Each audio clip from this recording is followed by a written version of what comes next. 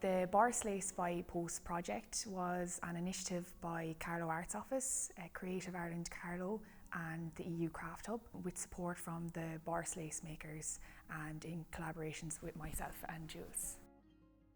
The project was instigated as a way of managing isolation during COVID times.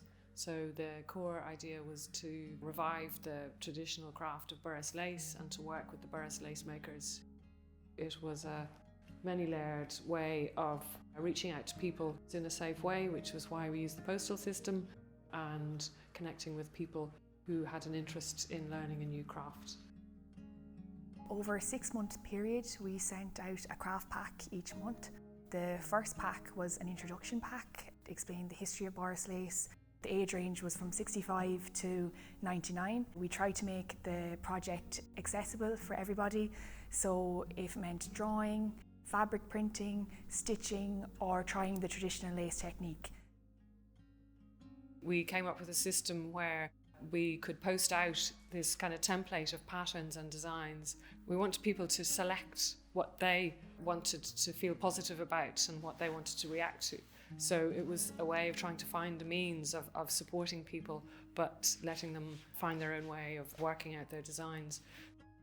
We came up with a system where they drew their designs, selected the favourite element that they wanted, and then they posted it back to us, and then that design specific to each participant was what they used as a building block. So we had the opportunity to go into Borris Lodge nursing home and get to interact with the participants. It was the first time we've got to see the people who would receive the packs face to face. I think really brought home to us how important such a tiny little thing it was of us just coming in, and by the packs were an opportunity for people to gather. A lot of the participants found out had a background in sewing and stitching. One of the participants used to be a sewing machinist. The lady who was an invisible mender, how she went on her own when she was 16 to England to train other people.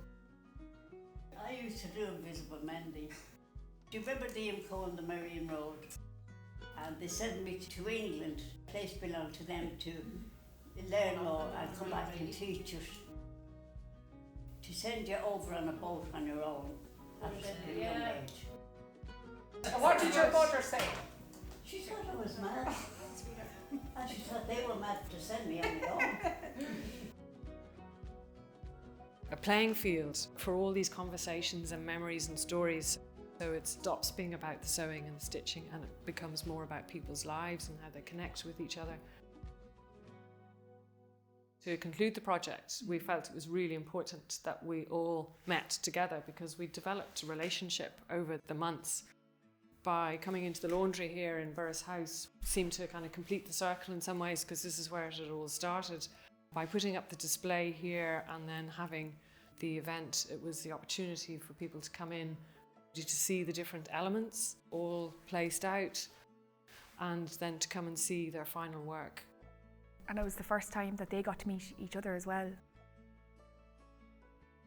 It was worth coming out because we've had an opportunity to see the beautiful work that's been created, the culmination of a pandemic, I suppose you could say in some ways, because all of the work we see here today has happened remotely.